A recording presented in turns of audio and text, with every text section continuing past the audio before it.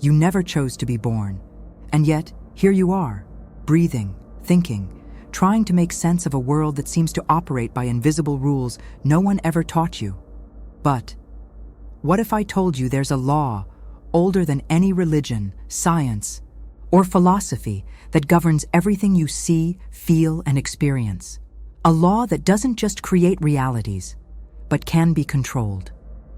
And more, it was recorded thousands of years ago by an enigmatic being, half man, half god, known only as Thoth. Few dare to speak about what this first law really means, because it's not a metaphor, it's not a belief, it's a mental code hidden beneath layers of symbols, myths, and silence. Those who understood it changed the course of history or vanished from it. It's behind miracles, manifestations, and even your most intimate failures. It doesn't matter if you believe in it or not. It's already at work in your life. What follows will show you why you've never heard of this before and how this secret might change everything. In the beginning, before time, before light, there was only mind. Not a human mind, not artificial intelligence, but something the ancients called the All. A living, silent, infinite consciousness that didn't need to speak in order to create. It only needed to think.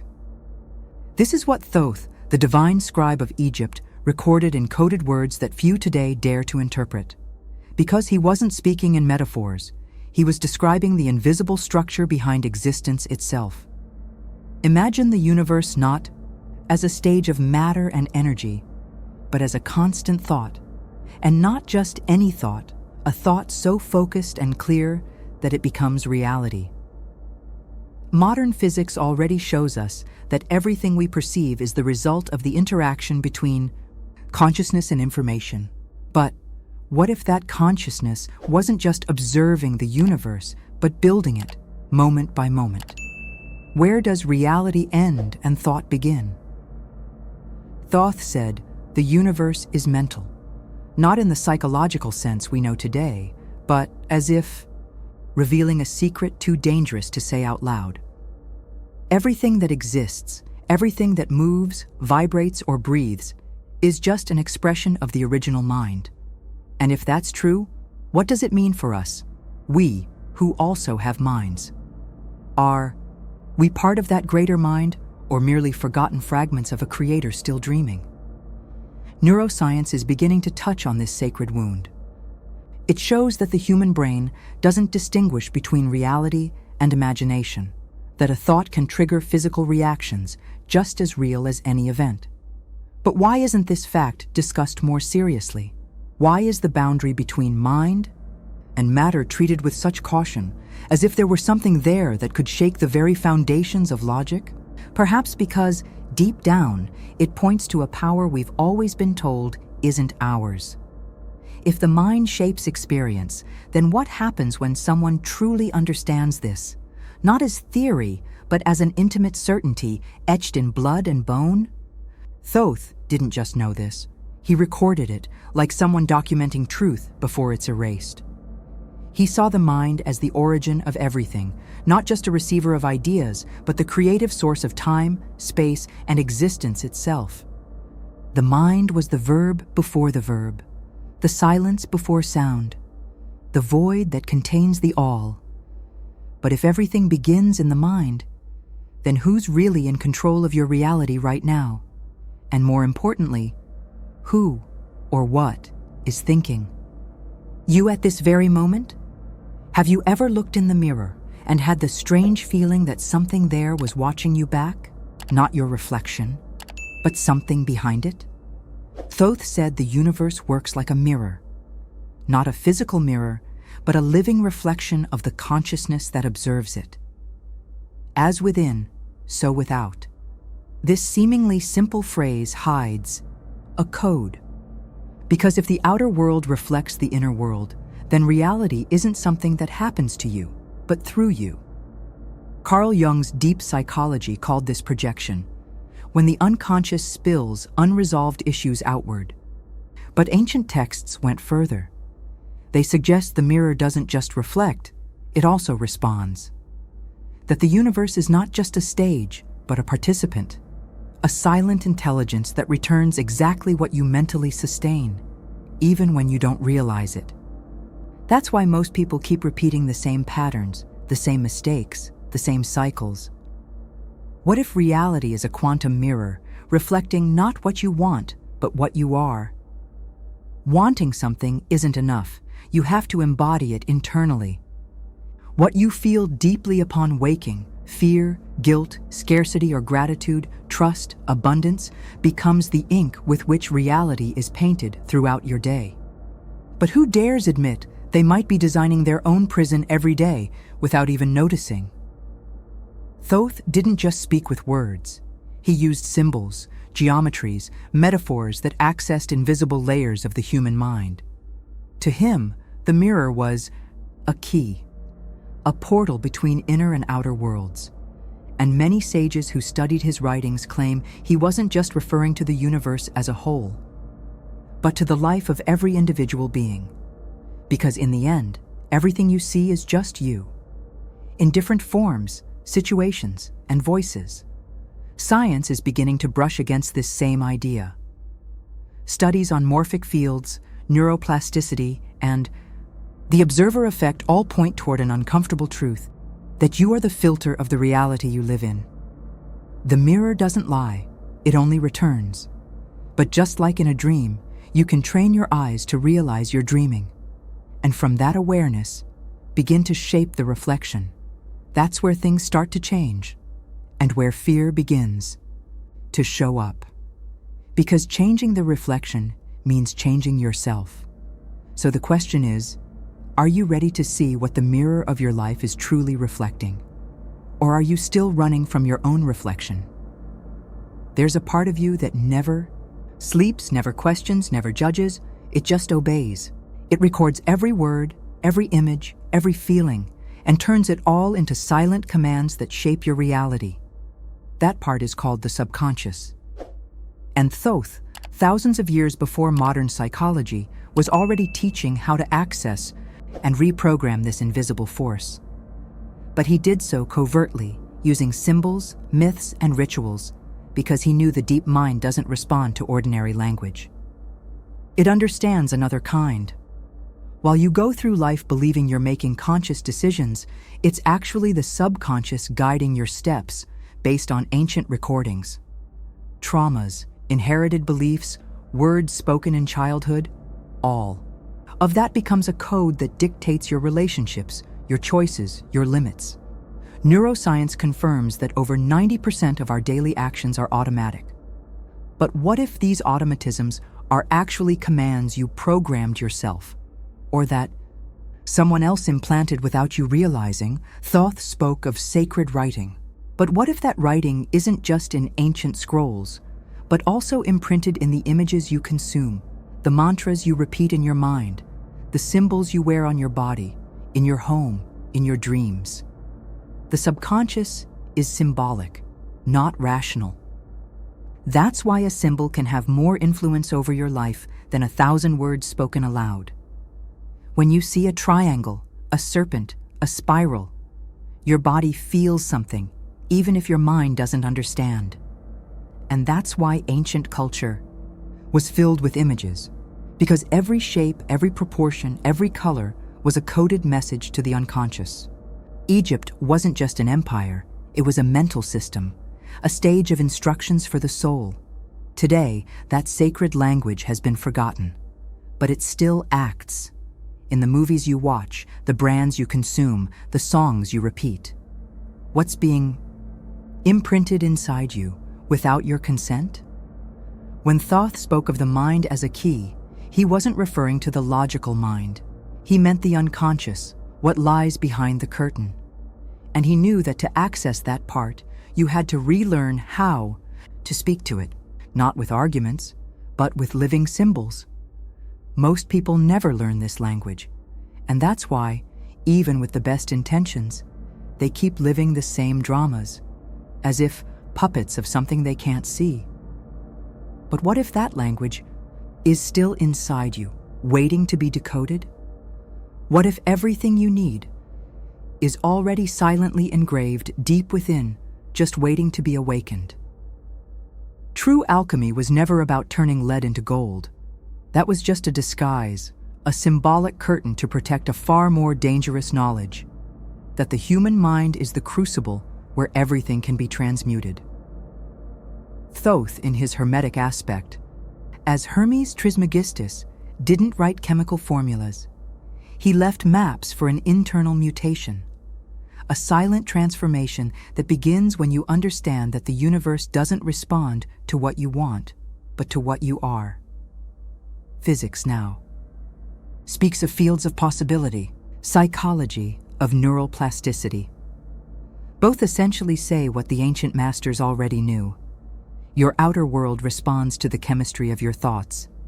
Emotions like fear, guilt, or desire are not just states of mind. They are substances, electrical and magnetic signals that the body emits to the universe like codes. And the universe always responds, just as fire responds to fuel. When you think in a certain way long enough, your body gets used to that pattern. It gets addicted. It's as if each thought were a spell, and each emotion the potion that gives it form. This explains why some people seem stuck in patterns they themselves claim to hate. They are not bad or weak. They are simply biochemically tied to a cycle that began with a thought, became a feeling, and is now reality.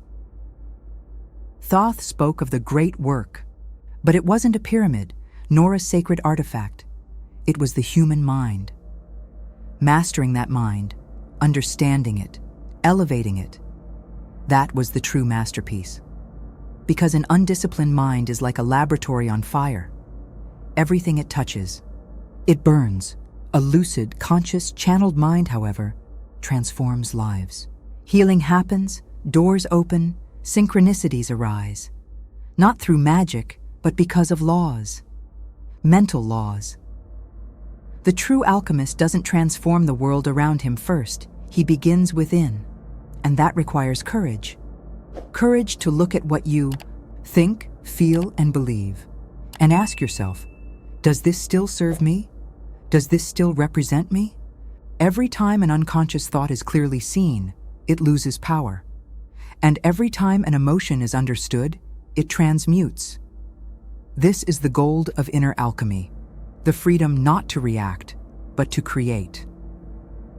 But what if the true formula for transformation is so close, so obvious, that that's exactly why no one sees it? Have you ever stopped to think about what exists between one thought and the next? In that silent, almost imperceptible gap where nothing is said, nothing is felt. And yet, something is there. To Thoth, that space was everything, because it is from the void that the universe is born. Not from chaos, but from absolute silence. Modern science calls this place the quantum vacuum, an invisible field where there is nothing, and at the same time, the potential for everything. What's most intriguing is that this void is not inactive. Physics experiments show that particles spontaneously emerge from nothing, as if the universe itself were constantly in labor. But is this nothing really empty? Or is it a kind of primordial consciousness waiting to be activated? Thoth said that the ALL is formless, nameless, timeless, but contains all names, all forms, and all times. A presence that only reveals itself when you stop searching. In ancient spirituality, silence was more sacred than any word, because it is in silence that the divine communicates, not as a voice, but as a certainty, an inner vibration that can't be explained, only felt. When you enter that space, time seems suspended, and the mind, used to running, begins to dissolve.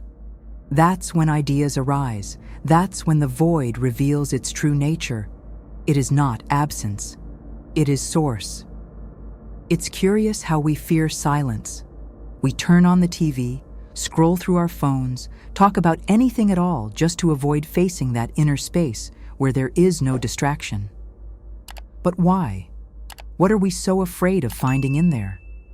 Maybe it's because deep down we know the void strips us bare. It shows us what we are without titles, without past, without future. And that encounter can be more revealing and more terrifying than any noise in the world. Thoth taught that the secret isn't in excess, but in suspension. He didn't seek power through force, but through balance with the invisible. When you learn to dwell in silence, even for moments, something changes. Not outside of you, but within you. And that subtle shift begins to alter everything around you, like ripples on a still lake. But for that, courage is needed. Courage not to do, not to want, but simply to be. But what if, in that silent void, lies the password to create a new reality, one you've never dared to imagine? Do you believe you're awake right now? Yini?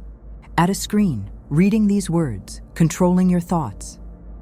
But what if, in truth, everything around you is just a hypnotic reflection of your mind? Not a metaphor, but a real, active reflection that responds to what you feel and believe, even unconsciously. Thoth said, "The universe is mental." But there's something even more unsettling hidden in that. If the world is a reflection of the mind, are we truly awake or dreaming with our eyes open? Recent studies show that the brain doesn't react to the world as it is, but as you expect it to be. It filters, distorts, cuts out parts of reality to make it fit your deepest beliefs. This means you might be living in a reality that's not objective nor neutral, but shaped by the invisible lenses of what's been programmed into you. The question Thoth might ask us today would be, are you seeing the world, or just the reflection of your quietest convictions? Hypnosis isn't just a stage trick. It's a state of focused attention where the critical mind goes silent and everything that enters is accepted as truth. What almost no one realizes is that we live in a state of hypnosis all the time. By the news we consume, the patterns we repeat, the inner voices we never question. And the more emotionally engaged you are with something, the more deeply that suggestion is embedded. That's neuroscience. But Thoth already knew. To the ancient initiates, reality was like a mental theater where the soul lived out experiences projected from within. And the world, this stage, was shaped by a collective spell, a mass hypnosis. If that sounds absurd, think of the last time you felt something deeply, a loss, a passion, a fear. In that moment, the world around you seemed different, as if it had changed color. What changed wasn't the world, it was your perception. But that perception creates. Thoth warned that the only way out of the cycle is to wake up within the dream, to observe reality like someone looking into a mirror, to question yourself before pointing outward, and above all, to become aware of the repetitive thoughts you feed every day because they are the commands that keep the spell alive. Reality only changes when the inner hypnosis begins to unravel, but that's a process many avoid because it's scary to see what we're really creating. But what if everything you're living today is just the reflection of a mental state that no longer belongs to you, and all you need is to wake up? In the beginning was the Word. This phrase echoes across many ancient traditions, almost identically. But what does it really mean? Why did so many cultures link the creation of the world to speech? Thoth, the Egyptian god of wisdom, was described as the one who spoke and made things happen. He didn't just write reality, he spoke it into existence. This reveals something profound. The word was not seen as a description of reality, but as the very tool of creation. Today, science is starting to touch on this ancient wisdom. Studies on the power of sound show that specific frequencies reorganize matter, grains of sand forming perfect geometric patterns just from specific tones. This phenomenon, known as cymatics, is visible proof that sound shapes form. But what about the things you say every day? And more importantly, the things you think in silence, repeatedly, without realizing? The words you mentally speak to yourself don't disappear into the air. They become neural pathways, emotional states, fields of vibration that extend beyond your body. In psychology, this is called internal dialogue. In spirituality, it's called a decree. The difference lies in the effect. A word spoken with deep intention can heal, destroy, open paths, or close them. What if you knew you were casting spells every time you speak, even if you don't realize it? Thoth didn't leave us manuals, with direct formulas, but symbols. And in many of them, the mouth appears as a sacred instrument associated with fire and lightning. It's no coincidence that in many traditions, silence is required before the conscious use of speech. Because the word, when used without wisdom, can enslave. But when used with clarity and presence, it can liberate. It crosses realms, forms beliefs, moves intentions, and silently shapes the contours of your destiny.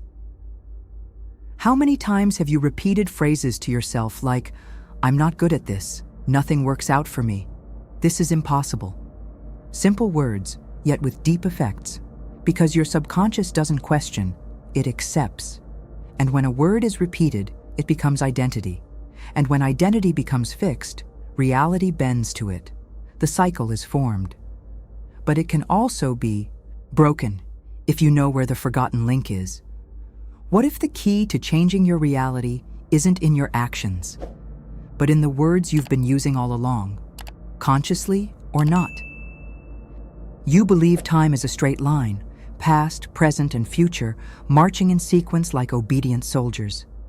But what if that line is just an illusion created by the mind to organize chaos? Thoth, the master of hidden knowledge, said that time is only a condition of consciousness, a trick, a veil. And today, the boldest physicists agree, time, as we know it, is not fixed. It bends, it stretches, and on certain levels, it simply doesn't exist. In relativity, Einstein showed that time is affected by speed and gravity. In quantum physics, particles can influence each other instantly, even when separated by vast distances, as if time plays no role at all. But then, why do we still live as if the past is a prison and the future a promise? Perhaps because deep down, we believe we are prisoners of a line that has already been drawn, when in fact, we can redraw it. Thoth spoke in cycles, not lines. He saw time as spirals, patterns that repeat, not by chance, but because you haven't been understood. That's why so many people live the same dramas at different stages of life.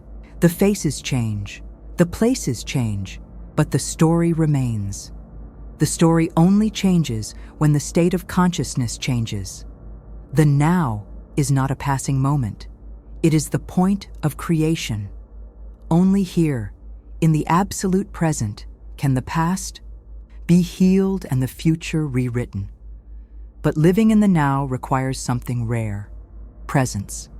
Being where your body is without carrying the weight of yesterday or the fears of tomorrow. Thoth taught that the true initiate learns to step out of the hypnosis of linear time. They realize that each thought is a seed cast into a timeless field. That what you deeply feel today may be creating realities that will only emerge days or years from now. The mind, at this level, is a time machine. How many decisions have you made based on past wounds? How many times have you held back out of fear of a future that hasn't happened? These temporal ghosts keep you from accessing the only place where the miracle can happen, the present. But the now is not just a moment. It is a portal. And when you enter it consciously, something shifts. Time starts to respond differently. The past loses power. The future draws closer. And the present expands. But what if this now that you ignore every day is the only moment in which reality can truly be created? What you call reality, the walls around you, the floor beneath your feet, your own body, all of this, according to Thoth, is nothing more than an illusion sustained by the mind. Matter is merely energy condensed by the power of thought, said the ancient Hermetic texts. Millennia later, quantum physics dares to echo, in different words, the same idea. What we call matter is, ultimately, pulsing emptiness, held together by patterns of probability and observing consciousness. In the double-slit experiment, subatomic particles behave like waves or like objects, depending on who is observing. This means the mere presence of an observer changes the outcome. But who is that observer? And what are they projecting, even without knowing it? Thoth, always wrapped in mystery, suggested that each of us is more than body, more than mind. We are conscious observers, dreaming a world together, while forgetting we are dreaming. If everything depends on the observer, then the world you see around you is more about you than what's out there. You see what you're prepared to see. Matter responds to your beliefs, your emotions, your unconscious filters. In this way, the universe works like a collective lucid dream, where each human being, by focusing their attention, collapses possibilities and gives form to the invisible. But almost no one realizes this, and so they live as if they're just pieces in a game, when they are also the players. The ancients knew that awakening from the dream didn't mean abandoning physical life, but taking responsibility for it. It meant understanding that matter only seems solid because we're hypnotized by repetition. When we shift our focus, our intention, our vibration, reality begins to reorganize, not through magic, but as an inevitable response. It's as if the universe says, "Now that you've woken up, I can show you what was always hidden." Thoth spoke of life as a great mirror, a mental construction sustained by the soul's desire to experience itself. This is not an invitation to deny reality, but to rediscover it. Because when you realize that everything you touch is, at its core, energy in motion, you begin to approach life with new eyes, like an artist facing a blank canvas. Matter then ceases to be a prison and becomes possibility. But what if the dream you're living now isn't yours?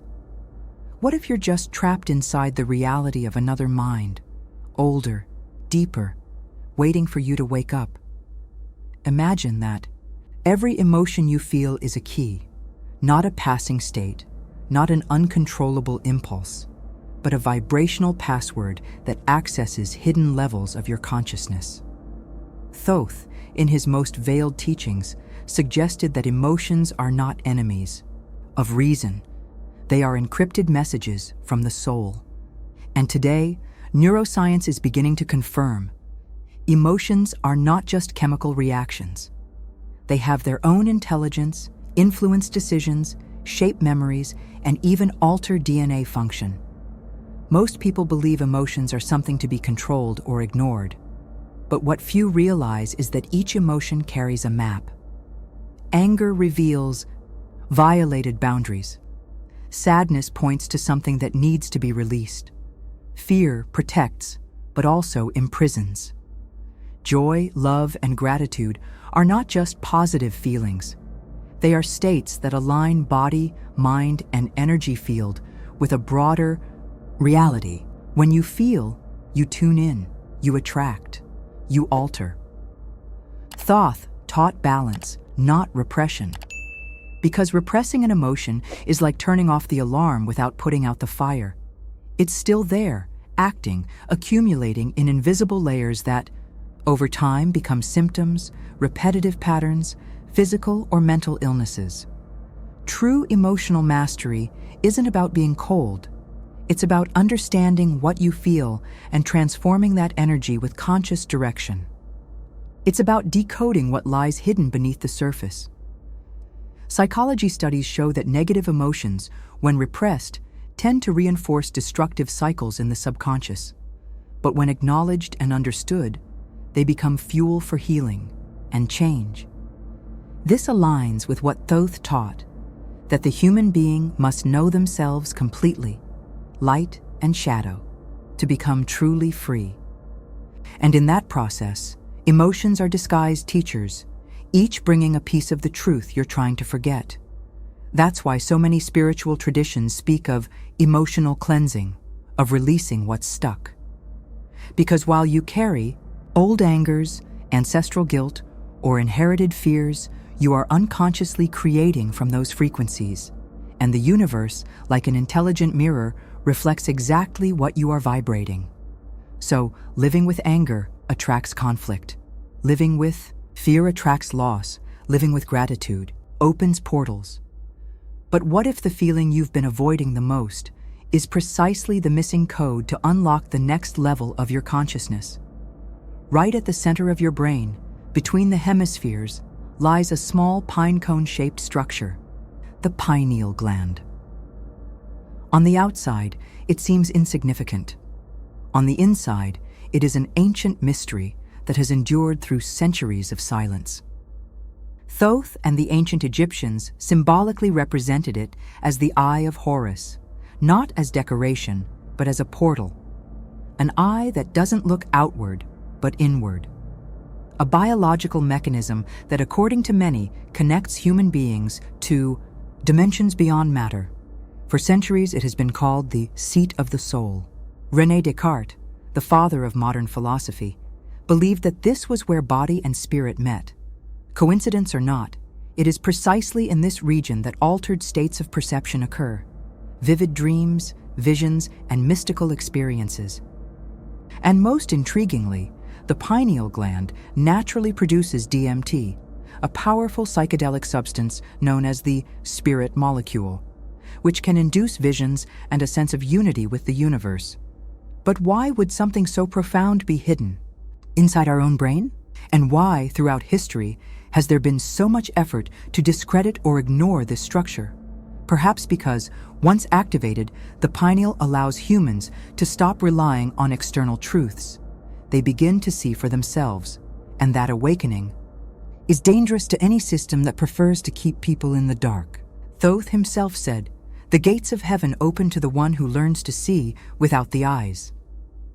Modern studies show that the pineal is sensitive to light, magnetism, and even sound frequencies.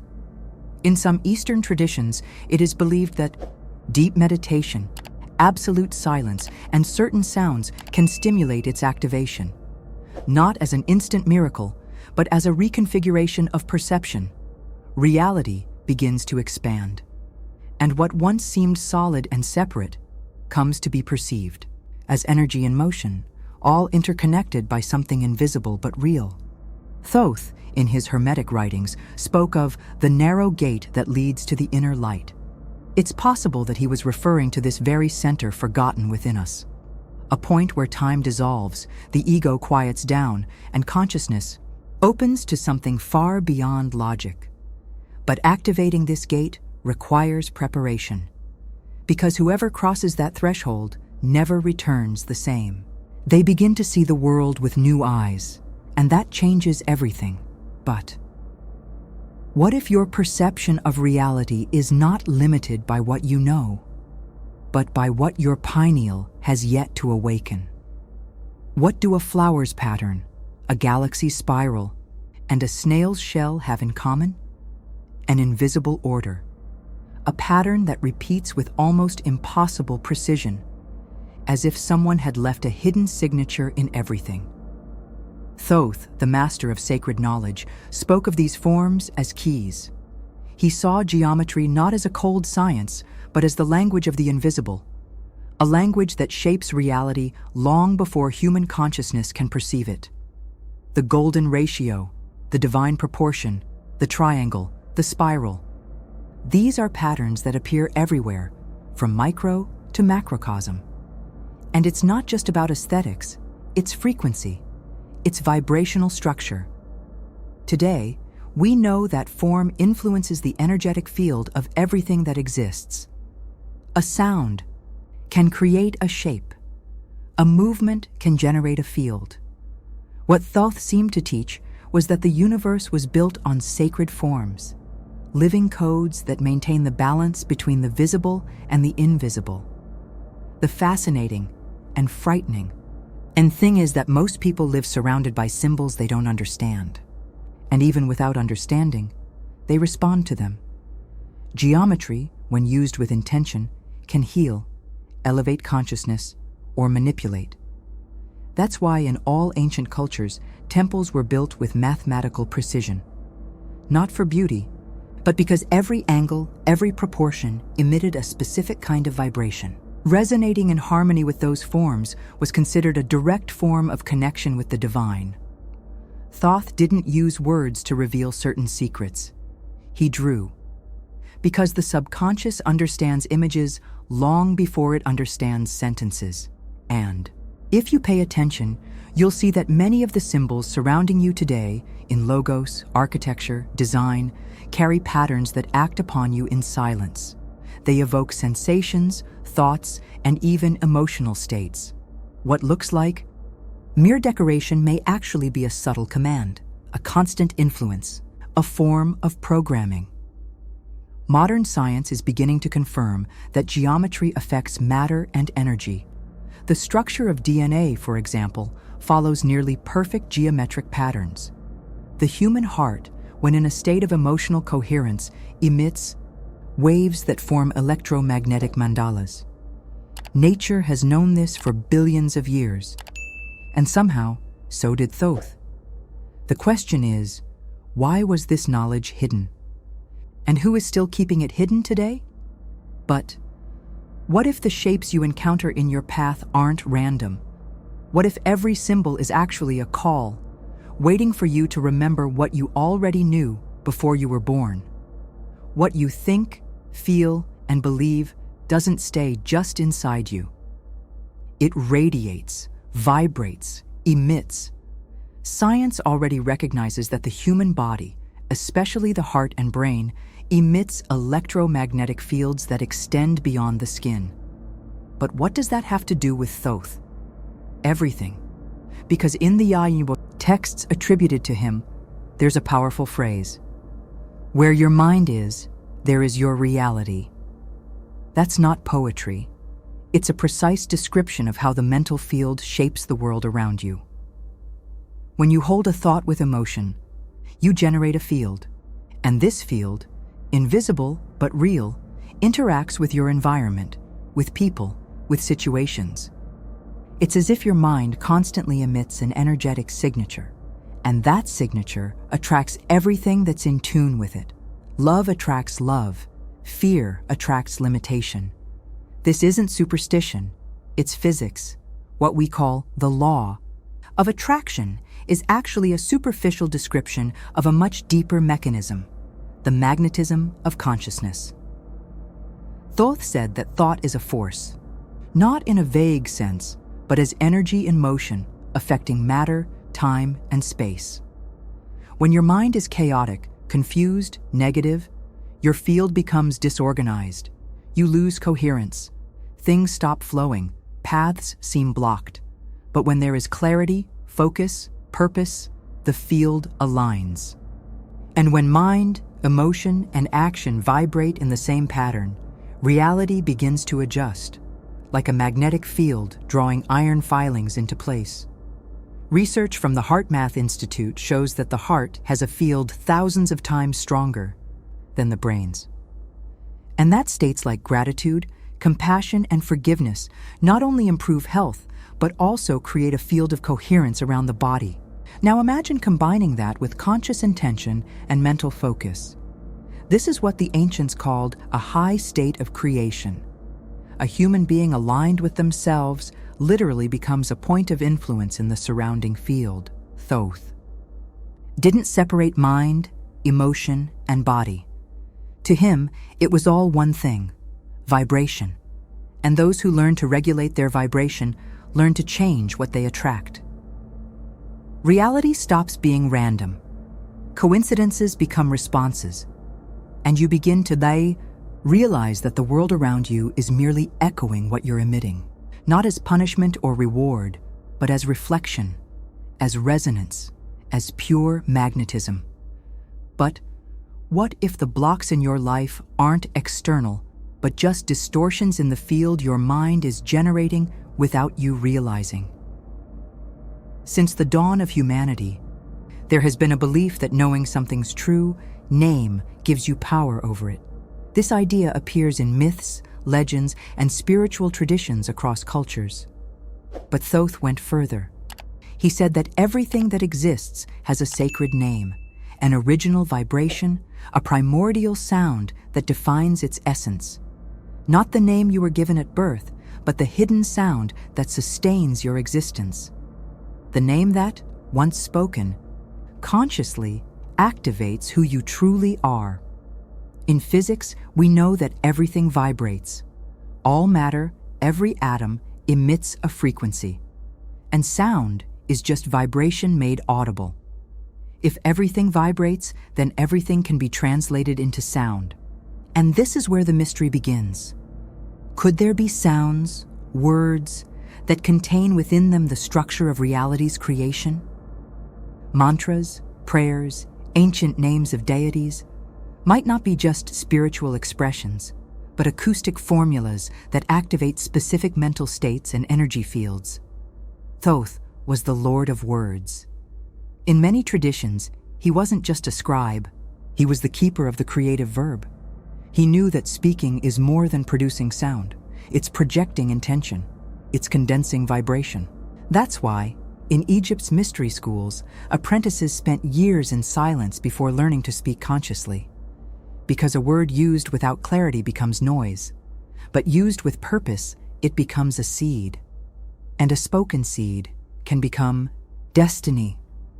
Now think, how often do you define yourself with words that weaken you? I'm stupid, I'm unlucky, I'm not enough. Each time you say this, you're reaffirming a false name over yourself. You're activating a vibration that doesn't belong to your essence, but that shapes your experience. This creates a field, a repetition, a cycle. And until you discover your true name, the one that aligns you with your origin, you'll keep living realities that don't belong to you. The true name of creation is not in the words we learn. It's in the frequency we emit. It's in the words we say in silence when no one is listening. It's in the vibration we feel when we are who we truly are, without fear, without masks, without guilt. Thoth knew this, and he left clues. In symbols, in sounds, in ancient stories that seem like legends, but hide spiritual technologies we are only now beginning to understand. But what if the name you carry today isn't yours? What if you've forgotten the original sound of your existence, and it's still echoing inside you, waiting to be remembered? For millennia, humans searched for answers in the skies, in temples, in sacred books, always believing that the divine lived somewhere distant, inaccessible, reserved for the chosen. But Thoth left a whisper in his teachings: that which you seek already dwells within you. And this may be the most unsettling revelation of all, because it doesn't point to a separate God. It points to something far more challenging: the idea that you are an extension of creative consciousness itself. Today, even science is beginning to touch this possibility. The holographic universe theory suggests that each part of the whole contains the whole within itself. This means that, in some way, the entire universe is encoded within each of us, in our cells, in our minds, in memory beyond genetics. It's as if each human being carries a spark of a forgotten creator, but an active one. And the reason we don't remember is simple. Forgetting was necessary for the game of experience. Thoth didn't explicitly say that humans are gods, but he left clues. He spoke of the living light within you, of the flame that does not burn, but illuminates. He used images, metaphors, symbols, because he knew that only those who were ready would understand. And when you begin to accept that you are creating your own reality, you realize the weight and the power of that truth. Because if everything is mental, and if the universe is a reflection, then what you believe yourself to be is what you live. This idea is uncomfortable, because it removes excuses, but it's also liberating. It puts in your hands a tool that was hidden, direct access to the creative field, not through formulas, but through self-awareness. When you think clearly, feel deeply, and act with intention, you reconnect, not to a religion, but to a state of being that Thoth called solar consciousness, the one who knows who they are, even if they don't remember everything yet. The ancient initiates spent years in silence, meditation, study, not to acquire external knowledge, but to silence the internal noise and hear what was already there. Because the true temple is not built in stone, it is built in presence, and it's in that state that truth begins to reveal itself. You are not separate from the whole. You are the whole, temporarily forgotten of itself, a fragment of the source, playing the game of forgetting in order to one day remember. But what if the moment of that return to your origin isn't something far off? What if, without knowing it, you're already crossing the threshold of forgetting to rediscover the Creator who's always been there, within?